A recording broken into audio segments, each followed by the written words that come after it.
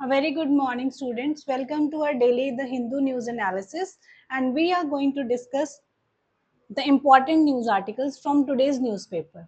So, moving on the first news article, which is related to a defense deal which has been signed. So, basically, एक defense deal sign हुई है कौन-कौन सी countries के बीच में?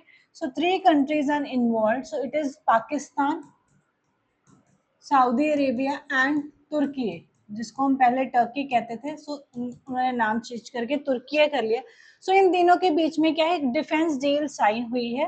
And this is जैसे हम NATO में पढ़ते हैं कलेक्टिव डिफेंस के बारे में, ऐसे ये भी जो है डिफेंस डील कौन सी किस टाइप के, it is a collective defence and deterrence scheme. तो याद रखना, this is also a collective defence deterrence deal which has been signed between three countries, Pakistan, Saudi Arabia and Turkey.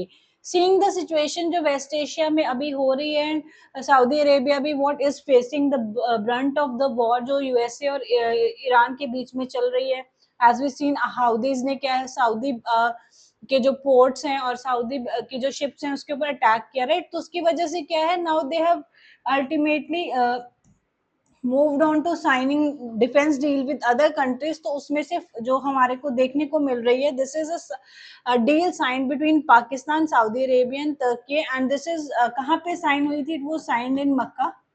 And this is a collective defence and collective deterrence at scheme. And इसका objective वैसा ही रहेगा जैसे NATO का है collective, कि अगर आप एक पे अटैक करोगे, it would be assumed attack on all the members, so it is similar to that. So collective deterrence and declare that armed attack against any one of them would be treated as an attack against them all. तो it is a what collective defense, ये आपने याद रखना है। So I hope this is clear. Moving on to the next news, which is related to the controversy which keeps on coming up again and again, and which is the controversy regarding RTI and its controversy against the Digital Personal Data Protection Act. तो basically क्या है, हमारे personal data को जो online available है, जो हमारा जो डिजिटल पर्सनल डेटा जो हमारा ऑनलाइन है, राइट, उसको प्रोटेक्ट करने के लिए क्या है, गवर्नमेंट ने एक एक्ट पास किया था 2023 में, एंड उसका नाम क्या था, digital personal data protection act 2030, right. तो ये क्या इंश्योर करता है कि जो भी आपका पर्सनल डेटा है ऑनलाइन, उसको क्या है प्रोटेक्ट किया जाएगा, right. And but it comes in contrast with RTI. तो इसके साथ क्या है, आरटीआई जब आप फाइल करते हो तो आप you can what seek information about anything, right, from the PIOs। PIOs क्या है, पब्लिक इन्वेस्टिगेशन ऑफिसर्स, तो information officers which are appointed under the RTI act. तो आरटीआई एक्ट के अंदर क्या है, ऑफिशियल्स अपॉइंट करे हैं, public information officials, you can file RTI to them and what seek information. But ये जो डिजिटल डेटा प्रोटेक्शन एक्ट है, अब ये बीच में आ रहा है, आरटीआई में क्या है, उनको जब when they ask for information, तो ऑफिशियल्स क्या कह देते हैं, इंफॉर्मेशन को डिनाई कर देते हैं, citing that it is a personal information. Personal information क्या के क्या है, कोई भी इंफॉर्मेशन देने से मना करें, तो उसी के रिलेटेड कंट्रोवर्सी चल रही है।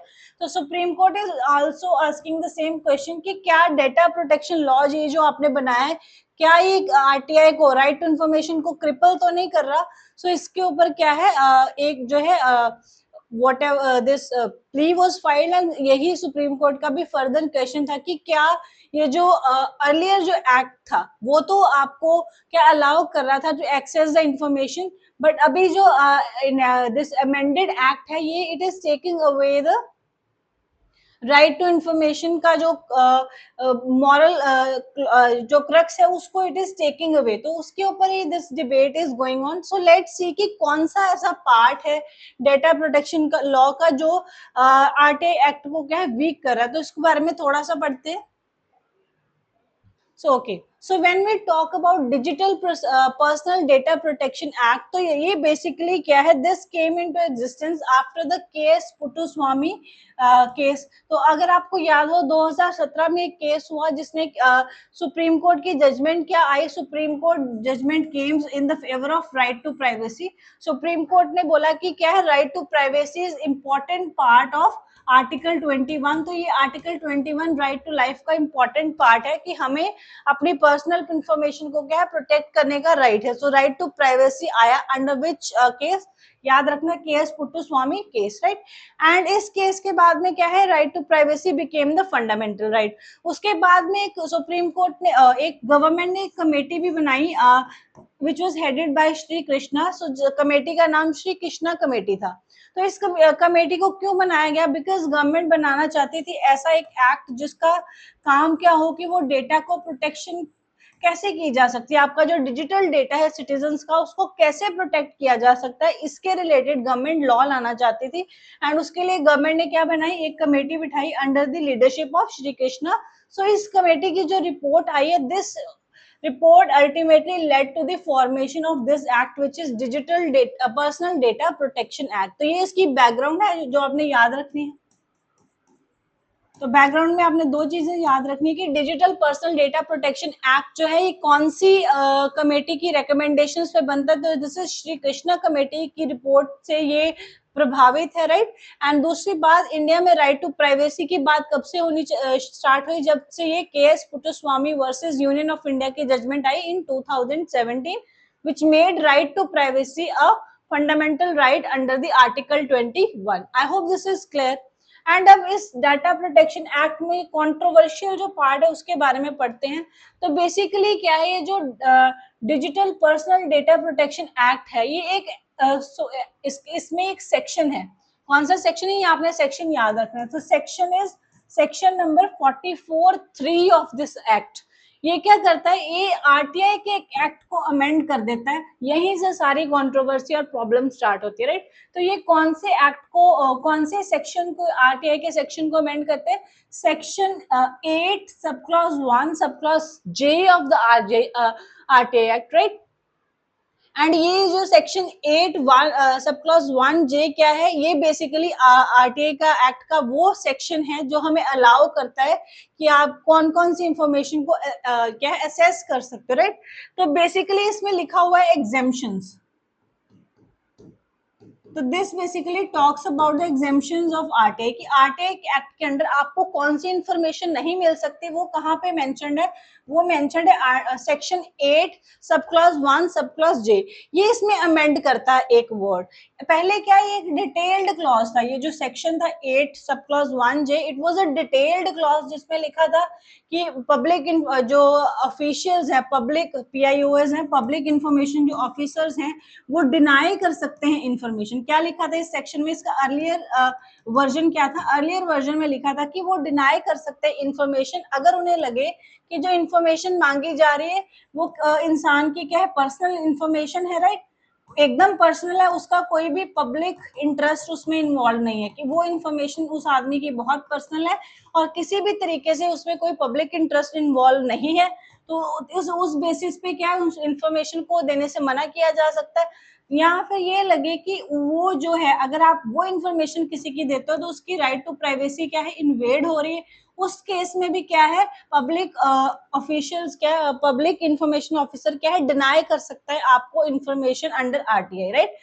लेकिन इसमें एक और क्लॉज लिखा था इसी में सेक्शन 8J में ही 1J में ये लिखा था कि चाहे वो पब्लिक एक्टिविटी से इन्वॉल्व है या नहीं है, या उससे प्राइवेसी इन्वेड हो रही है नहीं हो रही, इसको ओवरलुक किया जा सकता है अगर greater public interest is involve.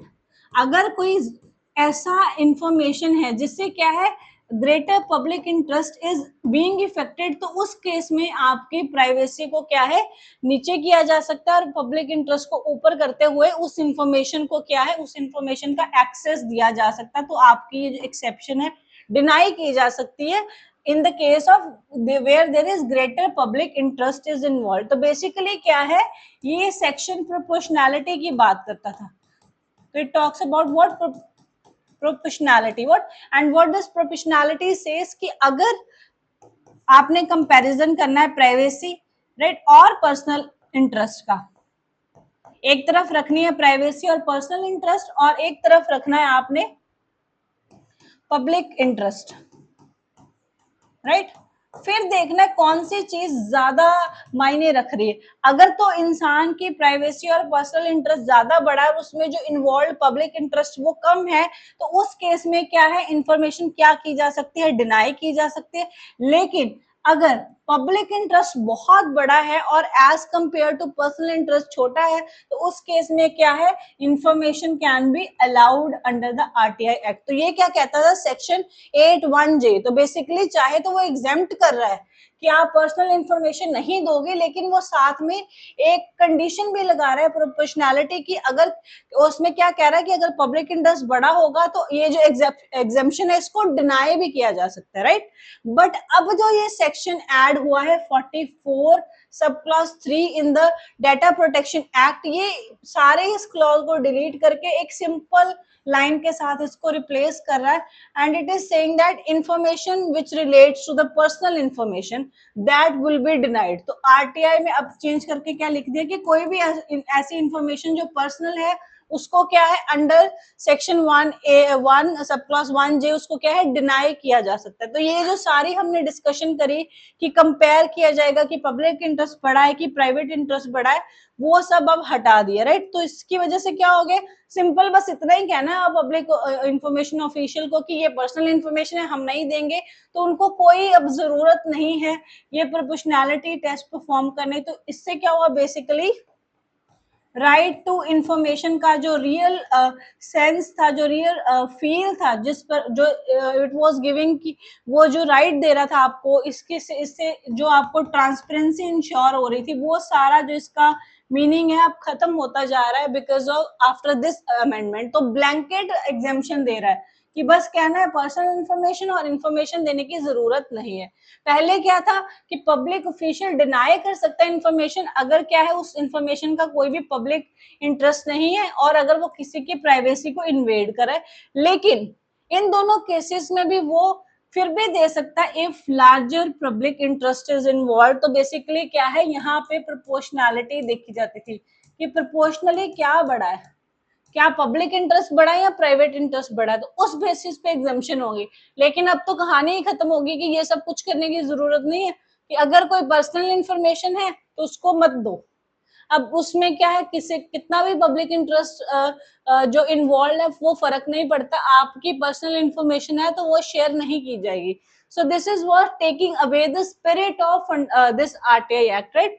तो आरटीआई एक्ट की सोल ही खत्म कर दिया जब आपने इसमें से ये रिमूव कर दिया। तो this is why the controversies keep on going around this thing, and supreme court भी वही कह रहा है कि क्या आपने ये अमेंडमेंट करके आरटीआई एक्ट को क्रिपल नहीं कर दिया, क्या उसने आपने तो उसका सारा जो क्रक्स है वही खत्म कर दिया, उसकी सोल ही आपने निकाल दी है। So this is something which government has to think about, because amendments should make the laws better than before, not should it should not be in a way कि वो उसका जो पुराने अच्छे पॉइंट्स है उसको भी टेक अवे कर ले। तो अमेंडमेंट का agenda should be betterment. So FCRA के ऊपर अभी बहुत ये चल रही है discussion and debate, because government is not going to present the FCRA bill in this upcoming week. And what is this FCRA, the foreign contribution regulation act. तो जितनी भी फॉरेन कंट्रीज से क्या है हमें कंट्रीब्यूशन आती हैं, डोनेशन आती है, फंडिंग आती है, राइट।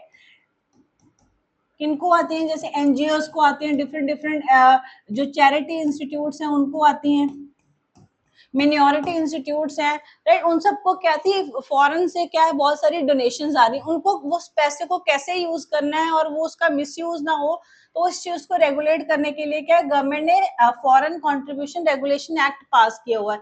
अब उस एक्ट में कुछ अमेंडमेंट्स किए जाने हैं जिसकी वजह से ये बिल प्रेजेंट होगा पार्लियामेंट में, लेकिन उसका ड्राफ्ट रिलीज हुआ है, उसका ड्राफ्ट पब्लिक हुआ है। एंड ड्राफ्ट पढ़ने के बाद क्या है, specially the minority communities are protesting की ये पास नहीं होना चाहिए। इवन ऑपोजिशन इज प्रोटेस्टिंग की ये मिनॉरिटीज के राइट्स को ले लेगा, तो इसलिए इस बिल को क्या है, या तो आप स्क्रैप कर दो, इसको प्रेजेंट ही मत करो, या फिर इसको क्या है ज्वाइंट पार्लियामेंट्री कमेटी के सामने पेश करो, then only it should be pass. इस जिस सिचुएशन में ये बिल आप अभी प्रेजेंट करने वाले हो, ये ऐसे पास नहीं होना चाहिए।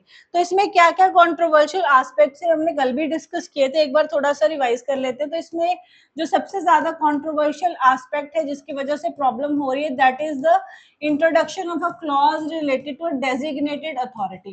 तो एक्ट क्या कहता है कि एक नई अथॉरिटी बिठाई जाएगी गवर्नमेंट की तरफ से, जिसको क्या बोलेंगे, डेजिग्नेटेड अथॉरिटी। और उसका काम क्या होगा, उसका काम ये होगा कि अगर किसी भी एनजीओ, किसी भी चैरिटेबल इंस्टीट्यूशन या किसी भी ऑर्गेनाइजेशन का एफसीआरए लाइसेंस, एफसीआरए रजिस्ट्रेशन क्या है, कैंसल हो जाता है किसी कारण से, या सस्पेंड हो जाता है किसी कारण से, या वो रीन्यू नहीं करवा पाते टाइमली, तो किसी भी केस में, इस केस में अगर उनका क्या है एफसीआरए रजिस्ट्रेशन किसी कारण कैंसल, सस्पेंड हो जाता है, या वो रीन्यू करवाने में क्या है डिले कर देते हैं, रीन्यू इज डिलेड, तो इन सारे केसेस में क्या है, जितनी भी एफसीआरए के पास फंडिंग्स आ रही हैं, उस इंस्टीट्यूशन के पास जितनी भी फंडिंग्स आ रही है फॉरेन से, वो सारी फंडिंग्स किसके पास चली जाएंगी, ऑटोमेटिकली। किसी को परमिशन लेने की जरूरत नहीं पड़ेगी, कोई जुडिशरी, कोई एग्जीक्यूटिव, कोई भी बीच में इन्वॉल्व नहीं होगा, ये ऑटोमेटिकली क्या है, ये फंडिंग्स किसको ट्रांसफर हो जाएंगी, डेजिग्नेटेड अथॉरिटी को ट्रांसफर हो जाएंगी। इन केस किसी ऑर्गेनाइजेशन का एफसीआरए रजिस्ट्रेशन कैंसिल हो जाता है, सस्पेंड हो जाता है, या वो रीन्यू कराने में उसको देरी कर देते हैं। क्यों? क्योंकि ये एफसीआरए एक्ट कहता है कि इसको टाइम टू टाइम आपने क्या, आफ्टर 3 इयर्स अपने लाइसेंस को, अपने रजिस्ट्रेशन को क्या करवाना है, रीन्यू कराना है। फॉर एग्जाम्पल आप टाइमली रिन्यू नहीं करवा पाए, या आपके पास कोई डॉक्यूमेंट मिसिंग था, या आपके पास कोई डॉक्यूमेंटेशन की प्रॉब्लम आ गई, और आपका ये जो एफसीआरए रजिस्ट्रेशन है कैंसिल हो गया, तो उस केस में ऑटोमेटिकली जितना भी पैसा है सारा किसके पास चला जाएगा, डेजिग्नेटेड अथॉरिटी के पास। और इन केस ये कैंसिलेशन नहीं हटती, या आप रिन्यू नहीं करवा पाते, तो ये जो डेजिग्नेटेड अथॉरिटी है, ये आपके ये सारे फंड्स हैं, या जितने भी आपके एसेट्स हैं, फंड्स हैं, एसेट्स हैं, उन सबको क्या है आगे बेच भी सकती है।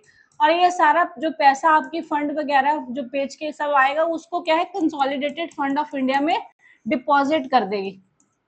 तो बेसिकली क्या है, एक ऑर्गेनाइजेशन, एक एनजीओ जिसका हो सकता है किसी जेन्युइन रीजन के कारण वो क्या है अपनी रजिस्ट्रेशन को कंटिन्यू नहीं कर पा रही, तो देखो उसका सारा पैसा किधर चला गया, उसकी सारी funding has been blocked. So this is the concern of the NGOs, they are protesting over this thing कि इस क्लॉज का मिसयूज हो सकता है। गवर्नमेंट क्या है अपनी मर्जी से उसको कैंसिल कर दे फॉर एग्जांपल, एंड आपकी सारी फंडिंग चले जाएगी, तो हम क्या कर लेंगे। सो दे आर सेइंग कि इसमें कोई, आपने ये भी नहीं रखा कि कोई हियरिंग हो, आपसे पूछा जाए कि आप इसको कब तक रिन्यू करवा लोगे, या आपका ये डॉक्यूमेंटेशन मिसिंग है, आप कब उसको बनाओगे, या whatever.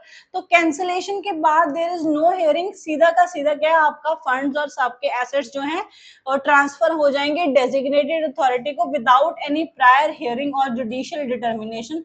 So they are saying कि ये तो एक मतलब बहुत ही मिसयूज होने वाला क्लॉज है, जिसकी वजह से ये क्या है कंट्रोवर्सी में बना हुआ है। एंड इवन जो रिलीजियस मिनॉरिटीज हैं उनको भी लग रहा है कि इस एक्ट से क्या है उनको इफेक्ट होगा। So that is why they are what protesting over this. So I hope this is clear. Moving on to the next news, which is basically a guideline from the Ministry of Home Affairs. तो Ministry of Home Affairs ने एक guideline issue करी है to the Ministry of Renewable Energy. तो renewable energy को एक क्या है गाइडलाइंस इशू करे हैं मिनिस्ट्री ऑफ होम अफेयर्स में, जिसने उन्होंने बोला है कि no renewable energy projects within 1 kilometre of the border. तो इंडिया के जो इंटरनेशनल बॉर्डर्स हैं,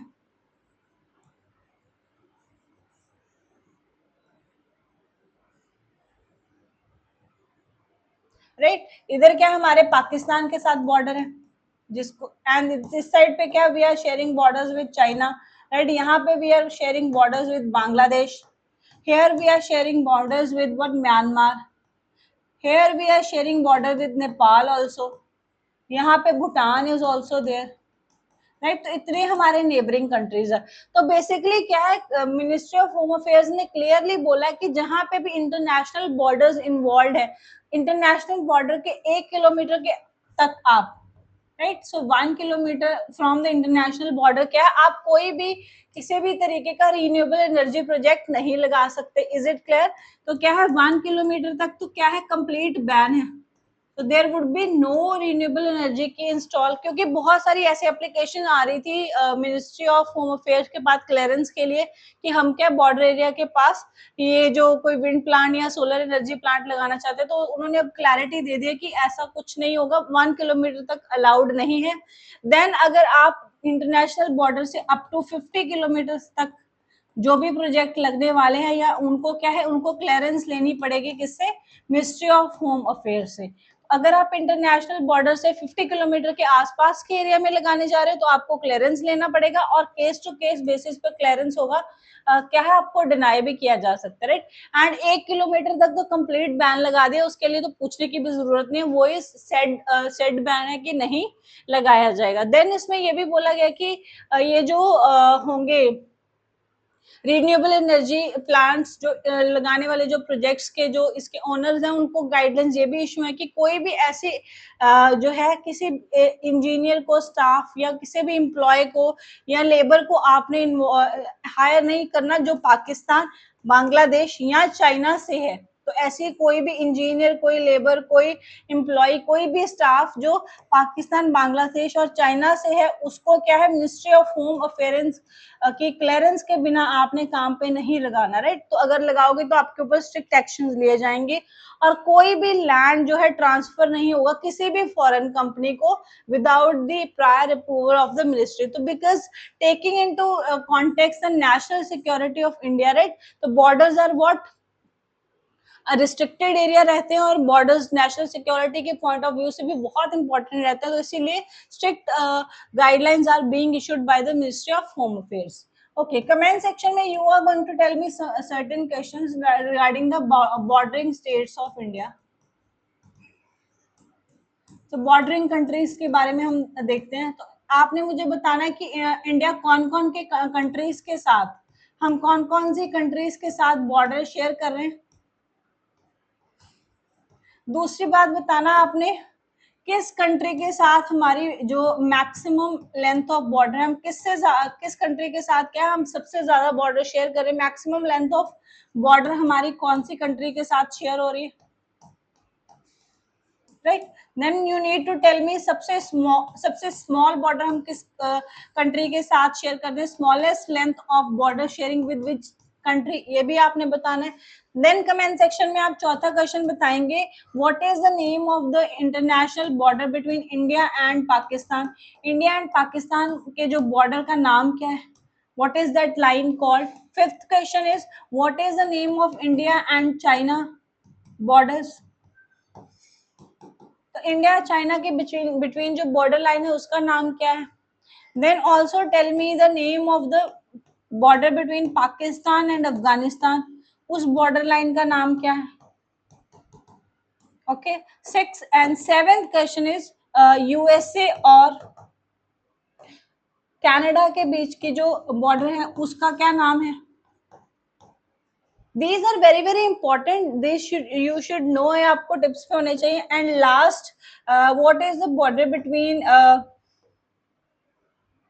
जर्मनी एंड फ्रांस, जर्मनी और फ्रांस के बीच के बॉर्डर का नाम क्या है। ये क्वेश्चंस आते रहते हैं क्वेश्चंस पेपर्स में, तो इसीलिए आपको ये सारे पता होने चाहिए। कमेंट सेक्शन में आपने मुझे इन सबका आंसर देना है। So let's move on to the next question. Next news article पे मूव करते हैं, which is related to the women reservation bill. तो बेसिकली क्या है, 33% reservation must be implemented without conditions. Women groups क्या है, अब बहुत सारा डेमोन्स्ट्रेशन कर रहे हैं, राइट, प्रोटेस्ट कर रहे हैं, राइट, फॉर की विमेन की रिजर्वेशन के लिए क्या है 33% रिजर्वेशन वुमेन को लोकसभा और स्टेट असेंबलीज में अलाउ कर दिया बाय पासिंग कौन सा bill, 106 amendment, 106 amendment bill pass हुआ था, नारी शक्ति वंदन अधिनियम, राइट। ये बिल पास हुआ था 2023 में, लेकिन अभी तक 2026 आया, अभी तक इसकी इम्प्लीमेंटेशन नहीं हो रही, बिकॉज इसके इम्प्लीमेंटेशन क्या है, कंडीशनल है। कुछ कंडीशंस पूरी होंगी तो इस बिल की इस एक्ट की क्या है इम्प्लीमेंटेशन होगी। लेकिन वुमेन ग्रुप्स क्या प्रोटेस्ट कर रही हैं कि इसकी जो इम्प्लीमेंटेशन है अभी से करो, ये कंडीशंस जो है इसको हटा दो। तो थोड़ा सा इसके बारे में पढ़ते हैं कि क्या है ये 106 कॉन्स्टिट्यूशन अमेंडमेंट बिल और इसमें क्या क्या कंडीशंस मेंशन्ड है। Okay, so when we talk about 106 constitutional amendment bill, which is the Nari Shakti Vandan Adhiniyam, तो ये बेसिकली क्या है, this is for the reservation of women. और कितनी रिजर्वेशन की बात करता है, 33% रिजर्वेशन टू वुमेन की बात करता है। अमेंडमेंट का नंबर याद रखना है, 2023, राइट। तो 106 कॉन्स्टिट्यूशनल अमेंडमेंट नारी शक्ति वंदन अधिनियम, तो it is providing reservation 1/3, 33% reservation देना है। कहाँ कहाँ पे देना है, तो लोकसभा में देना है आपने, स्टेट असेंबलीज की सीट्स में देना है, और दिल्ली लेजिस्लेटिव असेंबली की सीट में भी आपने क्या, इन सब जगह पे कितनी रिजर्वेशन होगी विमेन की, 1/3 रिजर्वेशन की ये बात कर रहा है, राइट। एंड क्या इसको इम्प्लीमेंट करने के लिए ऑब्वियसली कॉन्स्टिट्यूशन में कुछ अमेंडमेंट्स की होंगी, तो याद रख रहे हैं इनके ये सारी प्रोविजन प्रोवाइड करने के लिए कुछ आर्टिकल्स नए इंसर्ट किए गए हैं कॉन्स्टिट्यूशन में। तो याद रखना 3 आर्टिकल नए इंसर्ट किए गए, 3 new are inserted and plus 1 is amended. तो it is effected basically 4 articles. तो देखना अगर लोकसभा में सीट्स की रिजर्वेशन देने के लिए किस आर्टिकल को इंसर्ट किया गया, आर्टिकल 330A। और आर्टिकल 330 क्या था, बेसिकली ये रिजर्वेशन की बात करता था SC STs की लोकसभा में। अब 330A किसकी बात करेगा, reservation of seats of women in Lok Sabha. तो article 330A is important, it says कि जो लोकसभा में जो सीट्स हैं उसकी जो 1/3 सीट्स हैं वो किसके लिए रिजर्व होंगी, वुमेन के लिए। ऐसे ही आर्टिकल 332A भी यही कहता है कि जो स्टेट असेंबली की सारी सीट्स हैं उसमें से क्या है, 1/3 किसके लिए रिजर्व होंगी, वुमेन के लिए। ऐसे ही आर्टिकल 239AA ये इंसर्ट नहीं, अमेंड किया गया, ये दिल्ली की लेजिस्लेटिव असेंबली से रिलेटेड। और यहाँ भी लिखा गया है कि दिल्ली लेजिस्लेटिव असेंबली की जितनी सीट्स हैं उसका 1/3 किसके लिए रिजर्व करना पड़ेगा, विमेन के लिए करना पड़ेगा। तो ये आर्टिकल्स याद रखने हैं, लोकसभा के लिए 330A, फिर स्टेट असेंबलीज के लिए 332A, और दिल्ली लेजिस्लेटिव असेंबलीज के लिए क्या है, 239AA, राइट। और एक और इसने आर्टिकल ऐड किया है, article 334A, this is important. और ये जो आर्टिकल 334A इंसर्ट किया है ये बताता है कि इस एक्ट को इम्प्लीमेंट कैसे करना है। So it governs the mechanism of implementing the act. तो गवर्निंग मैकेनिज्म कहाँ पे दिया है, 334A में। और ये क्या कहता है, ये कहता है इसको आपने इस एक्ट की जो इम्प्लीमेंटेशन है वो थोड़ी सी कंडीशनल है। कब कंडीशनल क्यों है, कंडीशनल इसलिए, फर्स्ट ऑफ ऑल वो कहता है पहले क्या आप सेंसस करवाओ कंट्री में, सेंसस होगा, उस सेंसस के अकॉर्डिंग क्या है, डिलिमिटेशन कमीशन बिठाया जाएगा जो सीट्स की रीअरेंजमेंट करेगा, देन ओनली क्या है आप रिजर्वेशन कर सकते हो। तो पहले सेंसस होगा, डिलिमिटेशन कमीशन बैठेगी, वो सारी सीट्स की जो क्या है जो भी रीड्रॉइंग है वो सब करेगी, और उसके बाद में डिलिमिटेशन कमीशन डिसाइड करेगी कि कौन कौन सी सीट्स इन टोटल सीट्स में से वुमेन के लिए रिजर्व करनी है। तो जब तक सेंसस और डिलिमिटेशन कमीशन नहीं होगा तो इसकी इम्प्लीमेंटेशन नहीं हो सकती, इसीलिए इसको क्या बोल रहे हैं, कंडीशनल। रिजर्वेशन तो दे दी लेकिन कंडीशनल है, पहले ये 2 कंडीशंस पूरी करनी पड़ेगी। देन क्या ये लाइफ टाइम चलेगा, तो याद रखना this will continue for 15 years. तो जिस दिन से ये एक्ट कमेंस हो जाएगा उससे लेके नेक्स्ट 15 ईयर्स तक ये क्या है, रिजर्वेशन वुमेन को दी जाएगी। एंड प्लस इसको एक्सटेंड किया जा सकता है फर्दर बाय पार्लियामेंट्री लॉ। अगर लगे कि हाँ और जरूरत है अभी और टाइम के लिए, तो क्या है, पार्लियामेंट बाय लॉ इसको आफ्टर 15 ईयर एक्सटेंड भी कर सकते हैं। लेकिन अभी तक क्या है, ये रिजर्वेशन कितने सालों के लिए दी जा रही है, 15 सालों के लिए, right. And then reserved seats to be rotated after every delimitation, ये भी याद रखना है। तो हर बार जब डिलिमिटेशन कमीशन बैठेगी तो वो जो रिजर्व सीट्स है वुमेन के लिए वो हर साल क्या है, हर बार उसको चेंज करेगी। ये नहीं है कि जो एक बार जो एक सीट रिजर्व होगी वुमेन के लिए वो लाइफ लॉन्ग वही सीट रहेगी, नहीं, वो ऐसा नहीं है। तो वो क्या है, over the period of time जब भी डिलिमिटेशन कमीशन बैठेगी वो हर बार क्या है, वुमेन के लिए कौन सी सीट रिजर्व करनी है उसको क्या है, चेंज करेगी। सो ये आपने याद रखना है। तो बेसिकली क्या क्या इसमें पॉइंट्स हैं, तो इसमें एक तो याद रखना article 330A Article 332A, then Article 334A, and then Article 239AA. Article 239A क्या कहता है? सीट्स रिजर्व करनी है फॉर विमेन, कहाँ पे? इन दिल्ली। तो दिल्ली की लेजिस्लेटिव असेंबली में सीट्स रिजर्व करनी है। उसकी बात कहाँ करी गई? आर्टिकल 239A में। आर्टिकल 338 का कहता है सीट्स कहाँ पे रिजर्व करो? इन लोकसभा। आर्टिकल 332 क्या कहता है? सीट्स रिजर्व करनी है कहाँ पे? स्टेट असेंबलीज में। एंड आर्टिकल 334 क्या है? It talks about the conditions for implementation, कि क्या क्या कंडीशंस है, कब कब ये इम्प्लीमेंट होगा। तो क्या क्या कंडीशंस है? फर्स्ट ऑफ ऑल ये 15 ईयर के लिए इम्प्लीमेंट होगा। दूसरी बात, पहले सेंसस होगा, फिर उसके बाद में डिलिमिटेशन कमीशन बैठेगी, उसके बाद इसको इम्प्लीमेंट किया जाएगा, राइट। और तीसरी बात इसमें क्या लिखी है कि इसको ये जो सीट्स हैं वो क्या होती रहेंगी? रोटेट होती रहेंगी। फिक्स नहीं है कि जो एक बार सीट वुमेन के लिए रिजर्व हो गई वो लाइफ लॉन्ग वही रिजर्व रहेगी। तो over the period of time जब भी नई डिलिमिटेशन कमीशन बैठेगी तो वो रोटेट करके सीट क्या चेंज कर देगी जो वुमेन के लिए रिजर्व है। So I hope this is clear. 106 constitutional amendment bill, this Nari Shakti. Okay. So let's move on to the next news. Okay. Yesterday we were talking कि झारखंड में there are protests going on. Students are protesting against जितने भी वहाँ पे irregularities चल रही हैं examinations में, वहाँ के JPSC में JSSC के जो forms थे, right, उसमें जो exam हुए थे उसमें irregularities पाई गई, उसके लिए students were protesting. Then they have yesterday we studied कि उन्होंने 11 member की panel बिठा ली है जो government से discussion करेगी. So finally that government has come up and they are holding discussion with the, वो पैनल जो उन्होंने बिठाया था उसके साथ अब क्या है डिस्कशंस हो रही है. तो this is the first time the Jharkhand government has what started the talks with the protesting students. So let's see कि कैसे इनके डिमांड्स के ऊपर क्या कहती है गवर्नमेंट. तो वो तो हम क्या है अपकमिंग डेज में देखेंगे.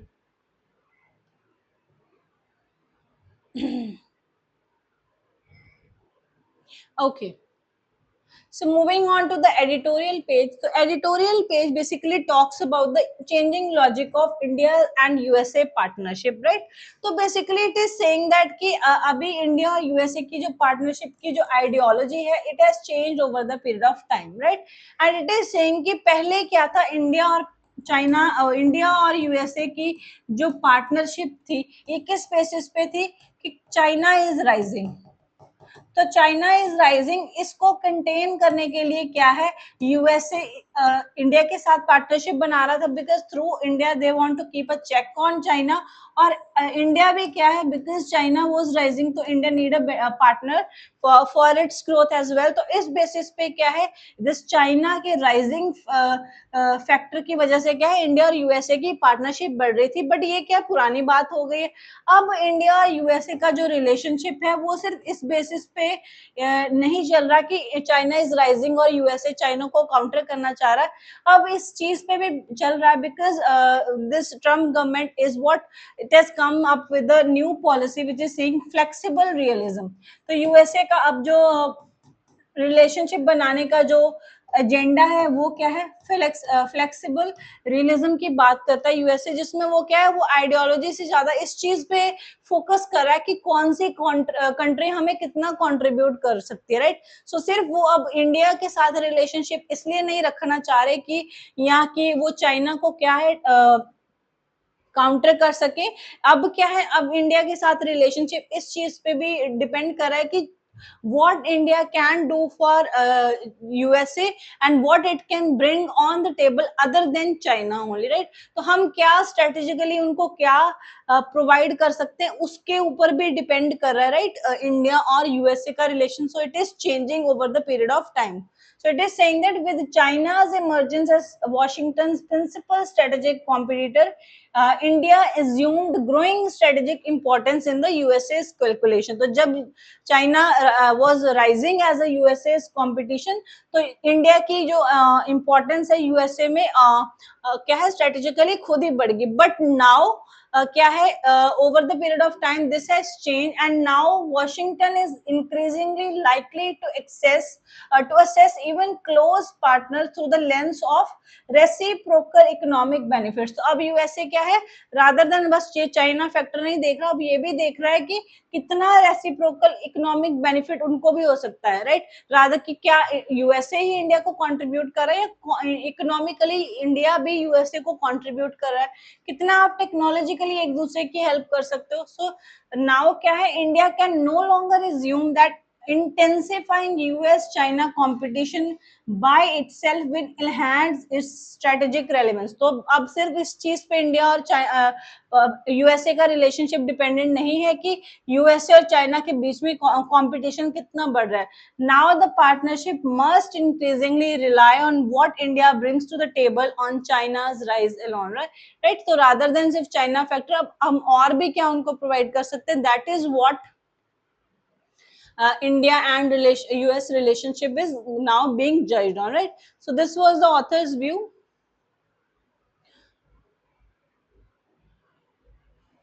Okay, the next editorial is talking about the government का जो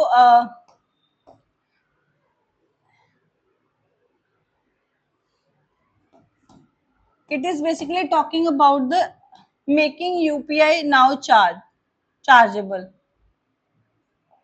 Just a second. Okay, so it is saying that removing UPI's free nature will not be unpopular but also unfair. तो basically क्या है, government ने decide किया है कि UPI transactions को क्या है, यूपीआई ट्रांजैक्शंस के ऊपर क्या है, अभी देयर वुड बी अ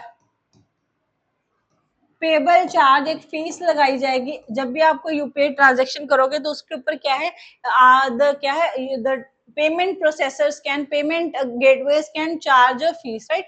अभी ये जो डिसीजन है इसको अभी यस नहीं मिला, it's not given a complete yes, अभी ये होल्ड पे है, but discussions are going because platforms कह रहे हैं, जो पेमेंट प्लेटफॉर्म्स हैं, राइट, दे आर सेइंग कि we need to charge for the transaction, because हमारे लिए क्या है, फर्दर इन्वेस्ट करना और फर्दर ग्रोथ के लिए और फर्दर इंफ्रास्ट्रक्चर लगाने के लिए क्या है, we need money, and for that we need to what, charge for the UPI transaction. तो बेसिकली गवर्नमेंट ने इसको स्टार्ट किया था UPI transaction as free.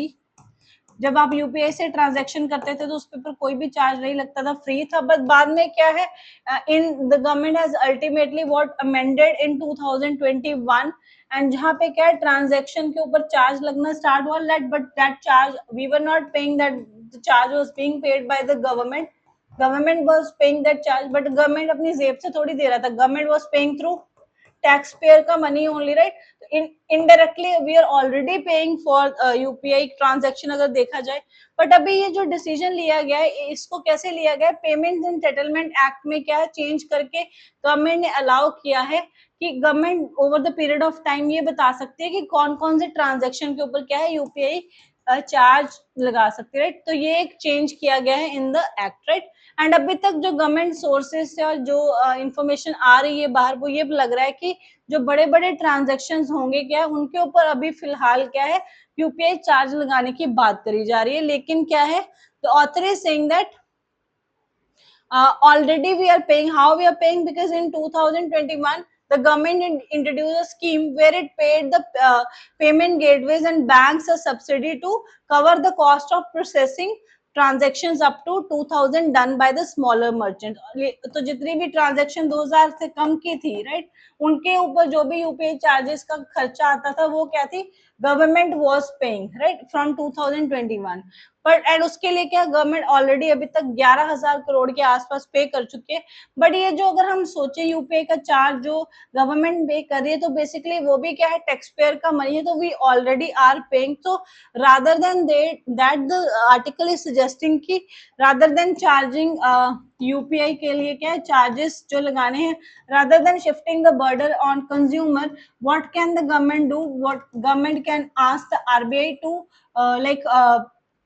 provide these charges, because वो कहते हैं RBI is having surplus profits every year, and अगर उसमें से वो कुछ परसेंटेज ऑफ ये जो यूपीआई चार्जेस के लिए पे कर देगी, तो एज सच कोई इतना बड़ा जो है इफेक्ट नहीं पड़ेगा उनके प्रॉफिट पे। लेकिन अगर गवर्नमेंट क्या है अलाउ करती है यूपीआई चार्जेस के लिए, तो क्या है एक बहुत ही अनपॉपुलर डिसीजन हो जाएगा गवर्नमेंट के लिए, बिकॉज फर्स्ट ऑफ ऑल आपने डीमोनेटाइजेशन करी एंड मार्केट से क्या है करेंसी नोट्स एकदम से निकाले एंड लोगों को पुश किया किसकी तरफ, डिजिटल पेमेंट्स की तरफ।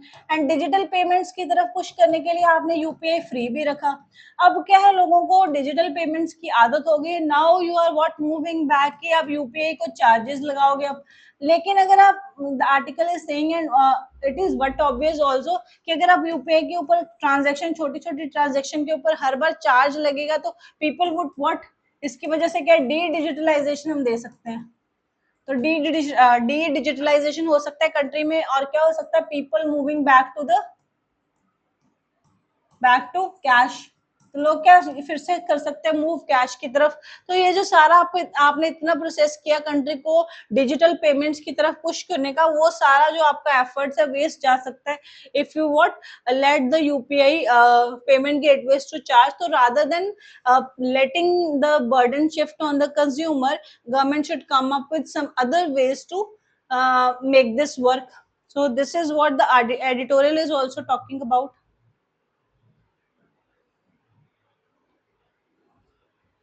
Okay, moving on to the next news article.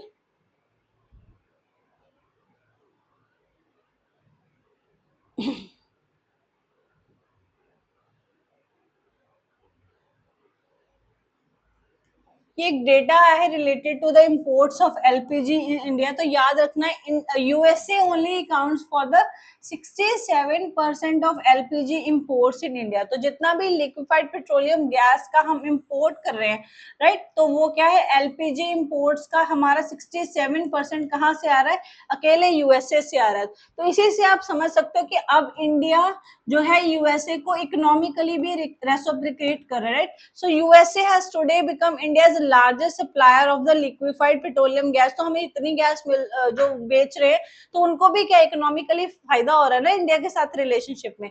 तो यही बात वो एडिटोरियल में भी कर रहा था कि अब इस चीज पे डिपेंडेंट नहीं है कि चाइना और यूएसए का रिलेशनशिप कैसा है, या चाइना कितना ग्रो कर रहा है, या चाइना कितना कॉम्पिटिशन दे रहा है यूएसए को। सिर्फ इस चीज पे इंडिया और चाइना का रिलेशनशिप डिपेंड नहीं है, अब इकोनॉमिक्स, टेक्नोलॉजी, वो सब पे भी इंडिया और यूएसए का रिलेशनशिप डिपेंड कर रहा है। तो वो आप देख सकते हो कि 67% of India LPG imports are coming from USA alone right.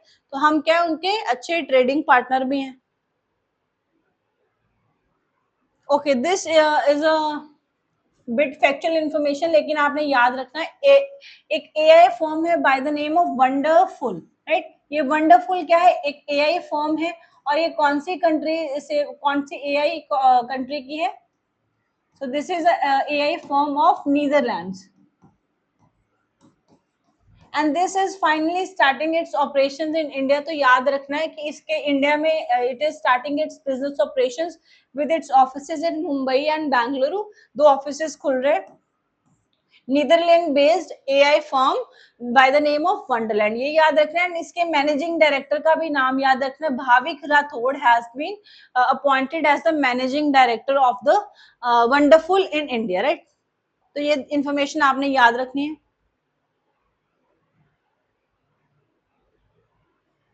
Okay, so this was all from today's newspaper. I hope you like the session, and if you have any doubt, feel free to ask in the comment section. And जितने भी question class में आज पूछे गए हैं during the class, please answer them in the comment section. Show your little participation. That is a motivation for us as well. So let's meet tomorrow at the same time. Thank you so much, students.